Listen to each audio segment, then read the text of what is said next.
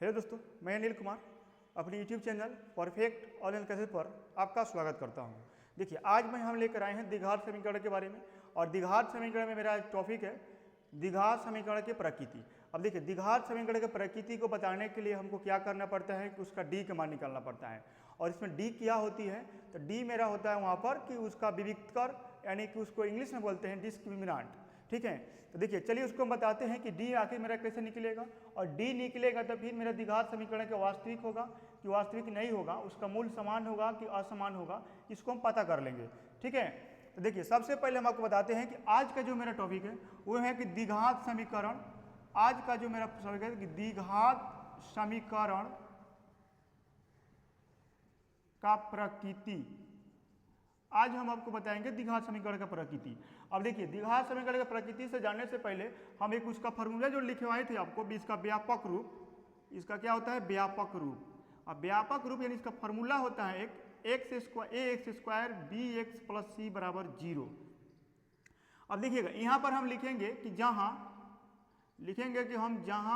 A B C ये क्या है, गुणांक है। ठीक है, अब देखिए जैसे आ गया गुणांक नो, तो हमको परीक्षा में भी पूछता है कि बताइए इसका एक्स स्क्वायर के गुणांक क्या होगा, एक्स का गुणांक क्या होगा। ठीक है, इसको हम भी आज देख लेते हैं कि गुणांक कैसे निकाला जाता है। जैसे आज मान के चलिए एक मेरा द्विघात समीकरण होगा कि 2x square plus 3x plus 4 बराबर 0। ये मान के चलिए क्या है, द्विघात समीकरण है। अब इस पर हमको पूछ देगा कि बताइए इसका एक्स स्क्वायर का गुणांक आप बताइए, एक्स स्क्वायर का गुणांक बताइए। फिर पूछ देगा कि एक्स का गुणांक बताइए, एक्स के का बताइए गुणांक। चाहे इससे पूछ सकता है कि इसका अचर पद बताइए, अचर पद। अब देखिए एक्स स्क्वायर के जो गुणांक होगा वो हम कैसे निकालेंगे, हम क्या करेंगे इसमें देखिएगा, ये हम निकाले हैं एक्स स्क्वायर, यहाँ क्या लिखे हैं कि ए बी सी गुणांक है, यानी कि एक्स स्क्वायर के पास जो है ना मेरा वही का है इसका गुणांक है। यानी कि यहाँ पर क्या होगा एक्स स्क्वायर, अगर इसमें हम देखें तो एक्स स्क्वायर के इसमें गुणांक कितना है, 2 है, तो मेरा हो जाएगा यहाँ पर एक्स स्क्वायर के गुणांक बराबर 2। एक्स स्क्वायर के गुणांक मेरा क्या हो जाएगा 2। फिर कहेगा कि x का गुणांक बताइए। अब इसी समीकरण में हम देखेंगे कि x के पास क्या है, उसके पास में क्या दिया हुआ है, जो उसके पास में दिया रहेगा वही मेरा क्या होगा, उसका गुणांक होगा। अब x पूछा है हमसे कि x का गुणांक आप बताइए, तो x के गुणांक इसमें क्या हो जाएगा, x के गुणांक मेरा हो जाएगा यहाँ पर 3, यहाँ लिख देंगे x के गुणांक 3। फिर हम कहेंगे यहाँ पर कि अचर पद इसे पूछा है, तो अचर पद इसका क्या होगा जी, तो अचर पद जो बच गया मेरा क्या बच गया 3, लिख देंगे 4, यह अचर पद मेरा क्या हो जाएगा 4। और अचर पद को हम c से लिखते हैं, कैसे लिखते हैं, अचर पद को हम c से लिखते हैं, तो यह ब्रैकेट में c डाल देते हैं, इसको लिखते हैं 4। ठीक है, ये सब मेरा क्या है जी, तो गुणांक है। अगर आप गुणांक निकालना जान गए तो एक और इस पर सवाल आपको हम देते हैं गुणांक निकालने के लिए, इसको मिटाते हैं। अब इसको फिर हम लिखेंगे कि एक्स स्क्वायर के गुणांक बताइए, एक्स का गुणांक बताइए। जैसे मान के चलिए यहाँ पर लिखते हैं हम 5x स्क्वायर प्लस 6x और माइनस में यहाँ लिख देते हैं 9 बराबर 0। ठीक है, तो मेरा क्या हो जाएगा, अगर यहाँ पर हम पूछें कि बताइए कि एक्स स्क्वायर के यहाँ गुणांक क्या होगा मेरा जी, तो एक्स स्क्वायर के पास में क्या है, जो एक्स स्क्वायर के पास में रहेगा वही मेरा क्या होगा, गुणांक होगा। तो एक्स स्क्वायर के पास क्या है 5 है, तो मेरा एक्स स्क्वायर के गुणांक हो जाएगा 5। फिर लिखें यहाँ पर कि x का गुणांक बताइए, x का गुणांक, तो इसका गुणांक क्या होगा, x के पास में क्या दिया हुआ है 6 दिया है, तो यह लिखेंगे हम 6। ठीक है, अब यहाँ देखिएगा अचर पद, अचर पद, अचर पद को हम क्या लिखते हैं c से लिखते हैं। अब पूछ देगा इसमें कि अचर पद बताइए क्या होगा, तो इसमें अचर पद हो जाएगा -9। जब माइनस में दिया है ना तो माइनस के साथ इसको लिखेंगे। ठीक है, तो माइनस के क्या हो जाएगा 9 हो जाएगा। एक और इस पर सवाल हम लेते हैं। ठीक है, और यहाँ पर हम लिखते हैं फिर इसका कि एक्स स्क्वायर के गुणांक बताइए, एक्स के गुणांक बताइए, फिर अचर पद बताइए। जैसे यहाँ पर मानते हैं कि 7x स्क्वायर माइनस 6x अब प्लस में लिखते हैं यहाँ पर 8, ठीक, बराबर क्या हो जाएगा 0। अब इसी सवाल को मैं से फिर पूछ रहा है कि एक्स स्क्वायर के आप गुणांक बताइए, तो एक्स स्क्वायर के मेरा गुणांक क्या होगा, तो जो एक्स के पास होगा वही मेरा क्या हो जाएगा जी, एक्स स्क्वायर के गुणांक होगा। फिर कह रहा है कि x का गुणांक बताइए, तो जो x के पास है वही मेरा क्या हो जाएगा, x के गुणांक होगा। तो x के पास क्या है, तो -6 है, तो यहाँ -6 लिखेंगे हम। ठीक है, अब कर रहा है अचर पद, अचर पद को लिखते हैं हम सी से, इसे क्या दिया है तो 8 दिया है तो हम लिखेंगे 8। ठीक है, अब देखिएगा ये अब जान गए आप कि इसका गुणांक ऐसे लिखा जाता है, तब इसी पर हम आपको सवाल देंगे एक बनाने के लिए जिससे डी के मान निकालेंगे। ठीक है, अब डी के देखिए यहाँ पर क्या करते हैं, अब यहाँ लिखे हैं देखिएगा उसका एक फॉर्मूला होता है डी, इसको मिटाते हैं हम सब। अब गुणांक आप समझ गए निकालने के लिए, देखिए जो एक्स स्क्वायर के पास रहते हैं वो एक्स स्क्वायर के गुणांक है, जो एक्स के पास रहते हैं वो एक्स के गुणांक है, जो उसका पास में रहेगा वही उसका क्या है गुणांक है। अब देखिएगा जब भी हम आपको बता रहे हैं अब कि डी के प्रकृति चेक करने के लिए तब उसको हम डी निकालेंगे, सॉरी द्विघात समीकरण अगर प्रकृति हम चेक करेंगे तो उसको हम डी निकालेंगे, और डी निकालने का एक फार्मूला होता है, उसका एक फार्मूला होता है डी बराबर होता है बी स्क्वायर माइनस 4ac। अब ये पूछेगा कि सर डी क्या है, तो डी देखिए इसको हम इंग्लिश में बोलते हैं डिस्क्रिमिनांट, डिस्क्रिमिनांट इसको बोलते हैं, और इसको हिंदी में इसको बोलते हैं विविक्तर, विविक्तर। ठीक है, अब ये परीक्षा में आपको बहुत ही बार पूछ चुका है कि द्विघात समीकरण देगा और उसका बोलेगा कि इसका विविक्तर ज्ञात कीजिए, चाहे इसका डी ज्ञात कीजिए। तो अगर डी ज्ञात करेगा पूछेगा हमको तो खाली हम लिख देंगे डी बराबर होता है बी स्क्वायर माइनस 4ac। इसको फार्मूला को आप याद कर लीजिएगा, और इसी फार्मूला से हम आपको बताएंगे कि ये कौन सा जो मेरा द्विघात समीकरण है वो उसका मूल वास्तविक होगा, समान होगा या वास्तविक भिन्न होगा, यही आपको निकाल कर हम बताएंगे। तो सबसे पहले हम क्या करेंगे, डी पहले निकालना सीखते हैं कि डी निकलता है कैसे है, उसके बाद हम बताएंगे आपको कि डी का प्रकृति क्या है। इसका मतलब कि वास्तविक होगा और मूल समान होगा, कि वास्तविक और असमान होगा, कि इसका मूल होबे नहीं करेगा। ठीक है, तो आप डी निकालने के पहले जानिएगा तो इसका फॉर्मूला निकालिए, डी ये बराबर होता है बी स्क्वायर माइनस 4ac, इसको विविक्तर कहते हैं, इंग्लिश में इसका कहते हैं डिस्क्रिमिनांट कहते हैं। ठीक है, अब देखिए हम क्या करते हैं, एक आप हमको देते हैं सवाल और उसको बोलते हैं कि आप डी निकालिए। देखिएगा डी कैसे निकलेगा, अब यहाँ पहले जान लीजिए डी निकालने से पहले कि बी स्क्वायर लिखे ताकि लिखे कहाँ से हैं। देखिए यही फार्मूला के तुलना कीजिए, बी एक्स यहाँ पर दिया है ना, एक्स के जो गुणांक है वो मेरा क्या हो गया बी हो गया मान, एक्स स्क्वायर के गुणांक मेरा क्या हो गया ए हो गया, और अचर पद क्या हो गया सी। तो यहाँ लिख सकते हैं हम कि एक्स स्क्वायर का गुणांक, यहाँ पर एक्स स्क्वायर के गुणांक जो मेरा है वो कहाँ है ए है, तो वो ए के मान होगा। एक्स का गुणांक में जो है, एक्स का गुणांक वो मेरा कहाँ है बी है, तो बी के मान होगा, और अचर पद मेरा क्या हो जाएगा अचर पद बराबर सी होगा। इसी के फार्मूला मिलाकर बनाया गया है कि डी बराबर बी स्क्वायर माइनस 4ac। अब सवाल में देखिएगा ये आपका नहीं लिखा रहेगा कि ABC, उसमें लिखा रहेगा XYZ, कुछ भी लिखा रहेगा। अब हम क्या करेंगे कि एक्स स्क्वायर के जो पास में रहेगा ना वही मेरा ए के मान होगा, एक्स के पास में जो रहेगा वो मेरा क्या होगा बी के मान होगा, और अचर पद यानी कि मेरा सी मान होगा। ठीक है, अब जैसे मान के चलिए हम एक सवाल लिखते हैं कि x square plus x minus 1। ठीक, यहाँ लिख देते हैं हम कि x square plus x minus 1 बराबर 0। अब इसको हम पूछेंगे कि अब इसका डी के मान बताइए, केवल डी निकालना है, इनके विविक्तर निकालना है।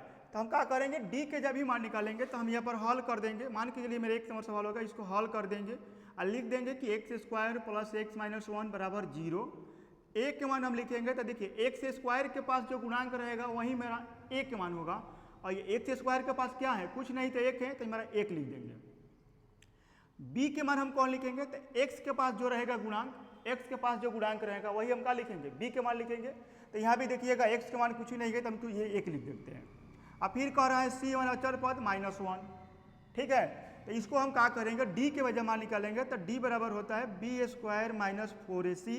अब बी के इसका मान रखेंगे, एक के स्क्वायर कर देंगे -4, एक के फिर यहाँ मान रख देंगे एक, सी के मान रख देंगे -1। ठीक है, अब देखिए एक के स्क्वायर करेंगे तो एक ही होगा, माइनस और माइनस से गुणा करेंगे तो यहाँ प्लस हो जाएगा माइनस। अब ये 4 गुणे 1 फिर गुणे 1 करेंगे तो 4 में गुणा करें 1 से, फिर करेंगे 1 से तो फिर 4 होगा। यहाँ पर कितना आ जाएगा 5, डी के मान मेरा आ जाएगा 5। ठीक है, यही डी के पहले मान आप निकालिए, क्योंकि परीक्षा में आपका पूछेगा फिक्स है कि डी का मान निकालिए, यानी कि विविक्त कर निकालिए। उधर के कहेगा कि दिए गए समीकरण को, द्विघात समीकरण को विविक्त कर ज्ञात कीजिए। जैसे वो पूछेगा विविक्त कर, हम यहाँ पर निकाल के डी के मान निकाल के छोड़ देंगे। डी बराबर क्या होता है, तो बी स्क्वायर माइनस 4ac। अब बी कहाँ से आप जान गए कि एक्स का गुणांक है बी, और ए कहाँ से आया, तो एक्स स्क्वायर का गुणांक है, और सी क्या है तो अचर पद है। इसी से आपको पहले बताए हैं कि एक्स स्क्वायर का गुणांक लिखिए, एक्स के गुणांक लिखिए, फिर अचर पद का गुणांक लिखिए। ठीक है, एक और सवाल इस पर लेते हैं डी के मान निकालने के लिए। एक और सवाल हम डी के मान निकालेंगे यहाँ पर, जिसे मान के चलिए मेरा हो जाएगा यहाँ पर कि 2x² प्लस 3x प्लस 4 बराबर 0। मान के चलिए दूसरा सवाल है मेरा। अब यहाँ हम हल करेंगे तो इसको फिर हम लिख देंगे कि 2x² प्लस 3x प्लस 4 बराबर 0। और इसको क्या हमको ज्ञात करना है, विविक्त कर। जैसे विविक्त कर कहेगा चाहे डी कहेगा मान, तो यहाँ a के मान क्या होगा, जो x² के गुणांक होगा वही मेरा a के मान होगा। जो b के गुणांक होगा, सॉरी b के मान क्या होगा, तो x के जो गुणांक होगा वो मेरा b के मान होगा। अचर पद यानी कि c मतलब कि 4, अचर पद में क्या दिया है, 4 दिया है, तो c के मान हो गया मेरा 4।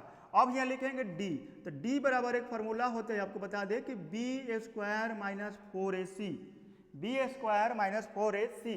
अब देखिए b के मान यह कहाँ है, 3 है, 3 के हम स्क्वायर कर देंगे, फिर माइनस 4, a के जगह पर क्या है यहाँ पर 2 लिख देंगे, c के जगह पर क्या है 4, तो ये 4 लिख देंगे। अब देखिए 3 के जब हम स्क्वायर करेंगे तो 9 होता है, 4 दूना के 8 होगा, 8 चौका 32 हो जाएगा मेरा। अब 32 में से 9 घटा लेंगे तो माइनस के कितना आ जाएगा 23, माइनस के 23 मेरा क्या हो जाएगा, डी के ये मान हो जाएगा, यही आपका क्या हो जाएगा जी, आंसर हो जाएगा। ठीक है, आगे और एक सवाल है इस पर, और डी के एक मान निकालने को अब देते हैं आपको हम। इसको मिटाते हैं, इसको मिटाते हैं, फिर एक और डी के मान निकालिए।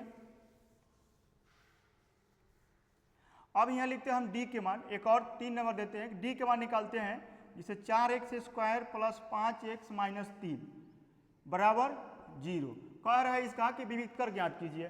देखिए विविक्तर ज्ञात करेगा कहेगा तो हम क्या करेंगे, a के मान निकलेंगे, यहाँ पर हल करेंगे, लिख देंगे फिर से सवाल, 4x² प्लस 5x माइनस 3 बराबर 0। अब देखिएगा यहाँ पर हम लिखेंगे a के मान, तो जो x² के गुणांक होगा वो मेरा a के मान होगा। जो b के मान क्या होगा, तो x के जो गुणांक होगा वो मेरा b के मान होगा। अचर पद यानी कि c माइनस 3 होगा। अब देखिए माइनस में दिया है 3, तो हम c के मान लिखेंगे माइनस में 3। अब यहाँ लिखेंगे हम d बराबर क्या होता है, तो b² माइनस 4ac, d बराबर क्या होता है, तो b² माइनस 4ac। अब b के मान रखेंगे तो b के मान कितना है 5, 5 का हम स्क्वायर करेंगे, फिर माइनस 4, a के क्या मान है तो 4, तो 4 लिख देंगे। c के मान कितना है माइनस 3, तो माइनस 3 लिख देंगे। ठीक, अब यहाँ क्या करेंगे कि 5 के जब स्क्वायर करेंगे तो 25 होता है, 25, फिर यहाँ माइनस है सब में, देखिए माइनस और माइनस, माइनस माइनस में जब गुणा करेंगे तो मेरा क्या हो जाएगा, प्लस हो जाएगा। यहाँ लिख देंगे प्लस, 4 चौका कितना होता है 16, 16 में गुणा करेंगे 3 से तो कितना होगा, 16 3 48, 48 यहाँ लिख देंगे। अब जोड़ देंगे इसको, तो 8 5 13 के 3, 8 5 13 के 3, 8 1 और 4 और 2 6 1 7, 73 हो जाएगा मेरा, 73। डी के मान कितना आ गया 73, यही आपका क्या हो जाएगा जी, आंसर। ठीक है, ये मेरा हो गया अब आंसर। अब देखिए आप डी के मान आप निकालना जान गए, तो अब हम बताएंगे इसका कि इसका प्रकृति क्या होगी। कब डी का मान कितना आएगा तो इसका प्रकृति क्या होगी, यानी कि मूल इसका समान होगा कि असमान होगा, और किसका गुणनखंड निकलबे नहीं करेगा। ठीक है, अब इसको इसी को डी के मान आप निकाल कर चेक कर सकते हैं। अब देखिए मेरा सवाल है, इसको मिटाते हैं। अब इसको मिटा रहे हैं सब। अब हम बताएंगे इसका प्रकृति कि कौन सी द्विघात समीकरण की कि इसका प्रकृति क्या होगा। अब कैसे चेक करिएगा, तो देखिए सब इस पर डिपेंड करेगा डी के मान पर। जितना कुछ हम बोले हैं सब कुछ डी के मान पर डिपेंड करेगा। इसी से लिए हम पहले आपको क्या बताए हैं कि पहले डी के मान निकालना सीखिए कि डी आखिर निकलता कैसे है। ठीक है, अब जब डी निकालने को आ गया है तब लिखेंगे हम, देखिएगा का चीज, जब भी इसका द्विघात समीकरण का प्रकृति बताएंगे तो ये डिपेंड किस पर करेगा, डी पर। पहले देखिए क्या होगा मेरा, अगर D greater than 0, D greater than 0, तब मेरा मूल क्या हो जाएगा, तो वास्तविक होगा, वास्तविक एवं भिन्न होगा। वास्तविक एवं क्या होगा, भिन्न। और वो भिन्न होगा क्या, तो इसका जो मूल निकलेगा -b plus minus root under b² minus 4ac बटा 2a। ठीक है, उसके बाद से अगर दूसरा का हम चेक करते हैं, अगर d बराबर निकल गया 0, अगर d के मान 0 आ गया तब क्या होगा, तो मेरा मूल हो जाएगा वास्तविक और समान। मूल क्या होगा, तो वास्तविक और समान हो जाएगा, वास्तविक एवं समान होगा। इसका मूल होगा कौन, तो -b बटा 2a। फिर एक और हो जाए -b/2a, दोनों का दोनों क्या होगा, सेम ही होगा। अगर तीसरा देख रहे हैं इसमें, अगर मेरा d के मान लेस देन 0 आ गया, अगर d के मान लेस देन 0 आ गया, यानी कि लेस देन मतलब क्या चीज, 0 से छोटा आ गया, मतलब माइनस में आ गया, तब हम क्या कहेंगे कि इसका कोई वास्तविक मूल्य नहीं होगा। यहाँ लिखेंगे कि कोई वास्तविक मूल्य नहीं होगा, इसका कोई वास्तविक मूल्य नहीं होगा। यही आपको याद करना है और ध्यान में रखना है। d के मान जब भी पूछेगा इसका द्विघात समीकरण की प्रकृति, तो हम क्या करेंगे, d के मान निकालेंगे और d के मान निकाल कर ये हम चेक करेंगे कि d के मान कितना आ रहा है। अगर 0 से बड़ा आ रहा है तो हम कहेंगे कि इसका मूल्य जो होगा वास्तविक और भिन्न होगा, यानी कि असमान होगा। अगर d के मान हम निकाल दिए 0 आ गया तो क्या कहेंगे, d के मान जब 0 आ गया तो बोलेंगे कि वास्तविक और समान होगा। ठीक है, अगर d के मान 0 आ गया, 0 से छोटा आ गया, अगर d के मान 0 से छोटा आ गया तो हम क्या कहेंगे, हम बोलेंगे कि इसका कोई वास्तविक मूल्य नहीं होगा, इसका कोई वास्तविक मूल्य नहीं होगा। इसी को हम जितना भी सवाल मेरा है इसी पर बन जाएगा सवाल। 3 को आप कंडीशन याद कीजिएगा, यानी कि यहाँ पर बोल सकते हैं क्लास में और या लिख सकते हैं कि अर्थात b² - 4ac, b² - 4ac greater than equal to 0, greater than equal to 0। इसका मतलब हो गया कि अगर इतना आया d के मान, तब हम लिखेंगे कि तब द्विघात समीकरण का गुणनखंड निकाल सकते हैं। तब यहाँ लिखेंगे हम कि द्विघात समीकरण का गुणनखंड निकाल सकते हैं। ठीक है, दूसरा कर रहे हैं। और एक और बोलते हैं कि b² - 4ac less than 0, less than 0, यानी कि b² - 4ac के मान यानी कि d के मान अगर 0 से छोटा आ गया, तब यहाँ लिखेंगे कि हम तब द्विघात समीकरण का गुणनखंड नहीं निकाल सकते हैं, नहीं निकाल सकते हैं, नहीं निकाल सकते हैं। ठीक है, देखिए अगर द्विघात समीकरण की प्रकृति हमको चेक करना होगा तो सबसे पहले हम क्या करेंगे, d के मान निकालेंगे और d के मान निकालकर हम क्या करेंगे, देखेंगे कि d का मान जो आ रहा है 0 से बड़ा आ रहा है कि छोटा आ रहा है। अगर 0 से बड़ा आएगा तो बोलेंगे कि इसका मूल्य क्या होगा, तो वास्तविक और भिन्न होगा। अगर 0 के बराबर आ गया d के मान तो क्या कहेंगे कि वास्तविक और समान होगा। अगर 0 से छोटा आ गया d के मान तो क्या कहेंगे, इसका कोई वास्तविक मूल्य नहीं होगा। अब देखिएगा, अब इस पर सवाल आपको दिया है बनाने के लिए, अब इस पर हम सवाल आपको बता रहे हैं।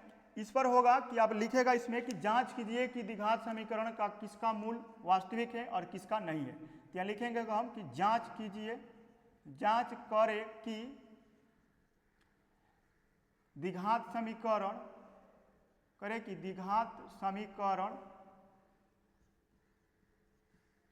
का मूल वास्तविक है या नहीं, वास्तविक है या नहीं। देखिए पहला जो मेरा सवाल हो जाएगा 7, पहला है कि 7x² + 8x - 1, इसको हम जांच करके आपको बता रहे हैं कि इसका द्विघात समीकरण वास्तविक मूल्य होगा कि नहीं होगा। अब देखिए जब भी इसका हमको मूल्य वास्तविक होगा कि नहीं होगा, जांच करने के लिए हम क्या करते हैं कि d के मान निकालते हैं। अब d के मान निकालने के लिए हम क्या करेंगे, समीकरण को हल करेंगे।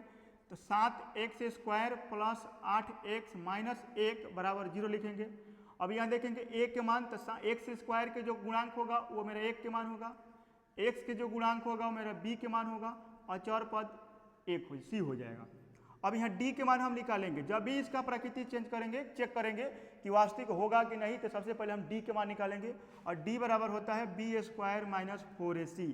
अब b के जगह पर रख देते हैं 8, 8 के स्क्वायर करेंगे -4, a के जगह पर कितना है 7, तो 7 लिखेंगे और c के जगह पर कितना है -1, तो -1 लिख देंगे। 8 के जब स्क्वायर करेंगे तो 8 होता है कितना होता है 64, माइनस में माइनस से गुणा करेंगे तो क्या हो जाएगा प्लस, और 7 चौका 28। अब इसको हम जोड़ देंगे, जोड़ेंगे तो देखिए क्या होगा, 8 4 12 के 2 हर्षिन 1, 6 और 2 8 1 9, 92। अब देखिएगा, अब d के मान जो मेरा आ गया 92, तो ये क्या कहेंगे कि जो d बराबर है ग्रेटर देन 0, ग्रेटर देन क्या है 0, यानी कि जो 92 है 0 से क्या है बड़ा है, तो बड़ा है तो क्या कह देंगे कि मूल वास्तविक और भिन्न होगा, वास्तविक एवं भिन्न होगा। यानी कि अगर कह दिया कि वास्तविक है कि नहीं तो कहें कि वास्तविक है, वास्तविक है। एक और सवाल आपको देते हैं, इसी पर इसको मिटाते हैं, एक और सवाल बताते हैं।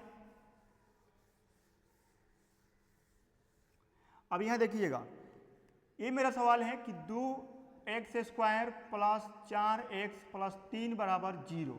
इसका भी क्या करना है, हमको चेक करना है कि मूल वास्तविक है या नहीं, तो हम इसको हल करेंगे। हल करेंगे तो फिर क्या लिखेंगे, 2x² प्लस 4x प्लस 3 बराबर 0।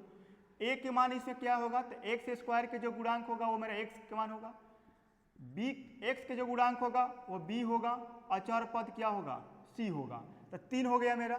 अब जब इसको मूल हमको चेक करना है तो d के मान निकालेंगे, b² माइनस 4ac। b के मान कितना है 4 है, तो 4 के स्क्वायर कर देंगे, माइनस 4 एक जगह पर कितना है 2, और c के जगह पर कितना है 3। यहाँ क्या कर देंगे, 4 के स्क्वायर करेंगे तो कितना हो जाएगा 16, और माइनस 4 दूना के 8 और 8 3 के 24, ठीक है 8 3 के 24। अब देखिएगा 16 में से हम 24 को घटा लेंगे तो कितना हो जाएगा मेरा, माइनस के 8 बचेगा, माइनस के 8। अब यह बताइए तो d के जो मान है वो 0 से बड़ा है कि छोटा है, -8 0 से बड़ा है कि छोटा है, तो ये 0 से माइनस जो 8 है वो छोटा है। जब छोटा है तो इसका मूल्य क्या होगा, देखिए जब 0 से छोटा हो जाएगा तो हम आपको लिखवाए हैं कि जब 0 से मान छोटा आएगा d के, तो इसका कोई वास्तविक मूल्य नहीं होगा। यहाँ लिख देंगे हम कि कोई वास्तविक मूल्य नहीं है, कोई वास्तविक मूल्य नहीं है, कोई वास्तविक मूल्य नहीं है।